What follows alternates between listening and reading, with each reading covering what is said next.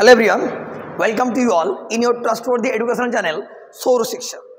আজকের ভিডিওতে আলোচনা করব political science major 4th semester বা অনার্স যারা করছো সিধু কানু বিরসা ইউনিভার্সিটির আন্ডারে তাদের অলরেডি আমরা 4th পেপারের সাজেশন দিয়ে দিয়েছি। আজকে আলোচনা করব 5th পেপার, অর্থাৎ দুটো পেপার হয় মেজর 4 মেজর 5।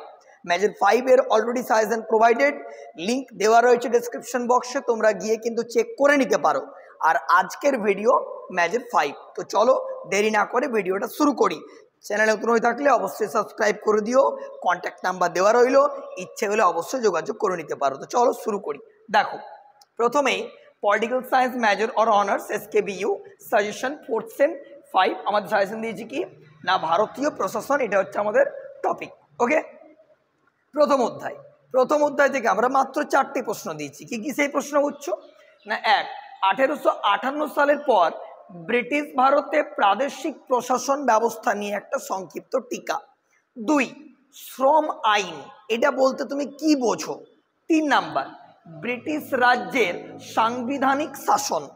প্রশ্ন নাম্বার 4, 1858 সালের পর ব্রিটিশ ভারতে সেনাবাহিনী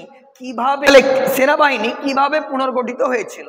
তাহলে এই 4টে প্রশ্ন তোমার খুব সুন্দর রেডি করতে হবে। দ্বিতীয় অধ্যায় না ক্যাবিনেট সচিবালয়ের গঠন ও কার্যাবলী করবে। 2, প্রশাসনিক ব্যবস্থার কাঠামো। 3, প্রধানমন্ত্রীর কার্যাবলী। আর 4 করবে কেন্দ্রীয় সচিবালয়ের গঠন। এটা রইল দ্বিতীয় অধ্যায়।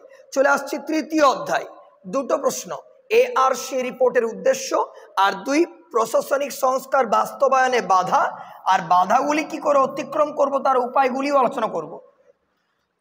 দুটো প্রশ্ন করবে। চতুর্থ অধ্যায় দিয়ে করব একটা UPSC এর গঠন ও কার্যাবলী, ঠিক আছে, ইউনিয়ন পাবলিক সার্ভিস কমিশন আমরা জানি সেটা। পঞ্চম অধ্যায় 1 নাম্বার রাজ্য সরকারের গঠন ও কার্যাবলী। 2, মুখ্য সচিবের ক্ষমতা ও কার্যাবলী। 3, DM অর্থাৎ ডিস্ট্রিক্ট ম্যাজিস্ট্রেট এর গঠন, ক্ষমতা ও কার্যাবলী করবে। নেক্সট ষষ্ঠ অধ্যায় একটা করবে না ভারতীয় প্রশাসনের গুরুত্বপূর্ণ বিষয়সমূহ, আর 2, লাল ফিতার বাঁধন একটি বাধা, এটা সম্পর্কে একটা আলোচনা করতে হবে। That's all. এই পুরো যে কোশ্চেনগুলো আমরা বললাম সেগুলো খুব ভালো করে প্র্যাকটিস করো। অবশ্যই তোমাদের পরীক্ষার আর বেশি দেরি নেই। এগুলো লাস্ট মিনিট সাজেশন, ভালো করে ফলো আপ করো। তোমরা তো টেক্সট বুক পড়েছো খুঁটিয়ে, সেখান থেকে শর্ট কোশ্চেন তোমরা পেয়ে যাবে, বাট লং প্রশ্নের জন্য এগুলো কমপ্লিট, অর্থাৎ লং প্রশ্ন বলতে marks 5 and 10। I think you got it. তাহলে আশা করো পরীক্ষা খুব ভালো হবে। Wish you all the very best. অবশ্যই চ্যানেলটা কিন্তু সাবস্ক্রাইব করে বন্ধুদের মধ্যে শেয়ার করে দিও। ভালো থেকো, টাটা।